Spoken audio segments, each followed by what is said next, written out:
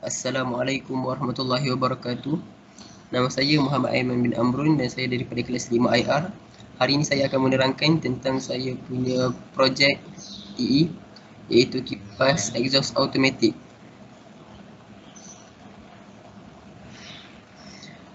Objektif bagi saya punya projek ni ialah untuk membina satu sistem yang dapat berfungsi secara automatik ketika suhu di dalam rumah tinggi, menggunakan sensor suhu untuk mengatasi masalah pengaliran udara di dalam rumah.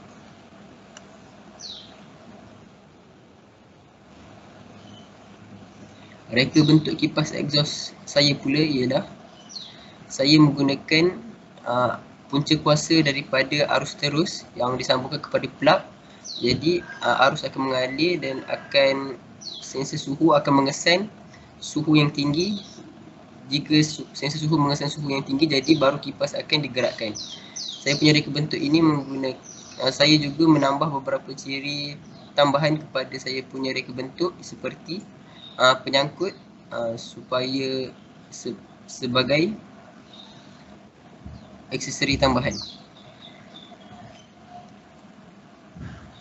Rekaan litar untuk kipas exhaust automatik bagi projek saya ini ialah saya menggunakan temperature sensor. Temperature sensor akan mengesan suhu dan akan mengurangkan arus supaya akan mengurangkan resisten agar arus dapat lalu kepada transistor dan akan mengalirkan elektrik kepada motor. Jadi motor akan membantu pengaliran udara dalam rumah.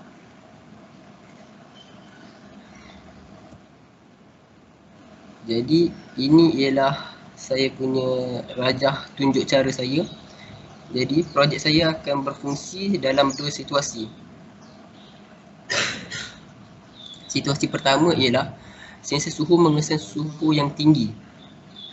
Jadi apabila sensor suhu mengesan suhu yang tinggi, rintangan di tambatan tapak semakin rendah. Dan hal ini akan menyebabkan arus di tambatan tapak semakin tinggi. Jadi arus dapat mengalir dan kipas exhaust pun berpusing. Situasi kedua pula ialah sensor suhu mengesan suhu yang rendah. Hal ini akan menyebabkan rintangan di tambatan tapak semakin tinggi dan arus semakin rendah. Jadi arus tidak dapat mengalir dan litar tidak akan lengkap. Jadi kipas exhaust tidak akan berpusing.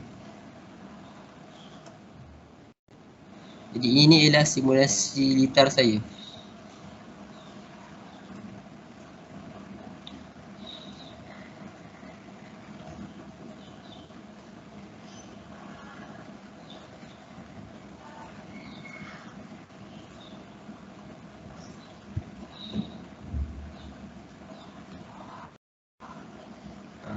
Ya.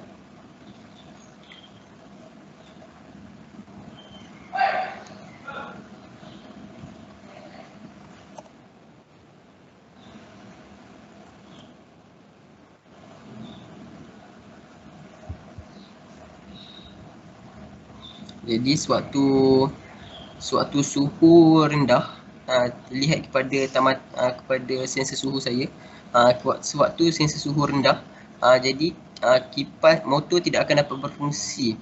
Jadi kipas tidak akan bergerak, tetapi ketika sensor suhu menjadi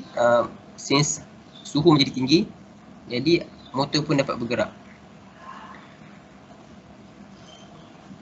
Jadi seterusnya ialah evidence.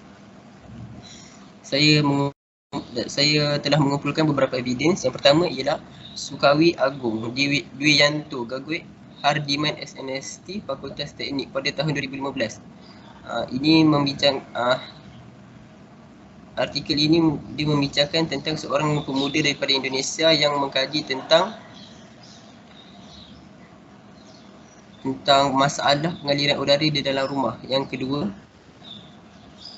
Wang Jiliu Energy Efficiency Single Step Exhaust Fan System. Jadi dia ni membincangkan tentang efisiensi tentang exhaust fan, penggunaan tenaga tentang exhaust fan.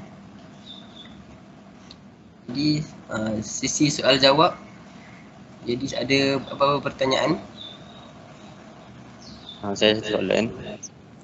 Soalan saya adalah, apakah cadangan penambahbaikan yang dapat dilakukan kepada produk ini? Cadangan penambahbaikan. Jadi cadangan penambahbaikan yang boleh dilakukan ialah saya boleh menambahkan LCD. Saya boleh menambahkan LCD kepada litar saya, jadi pengguna dapat melihat dan dapat tahu berapa suhu sebenar yang ada di dalam rumah tersebut. Ada apa lagi soalan? Ada. Jadi saya rasa itu sahaja. Jadi sekian, terima kasih.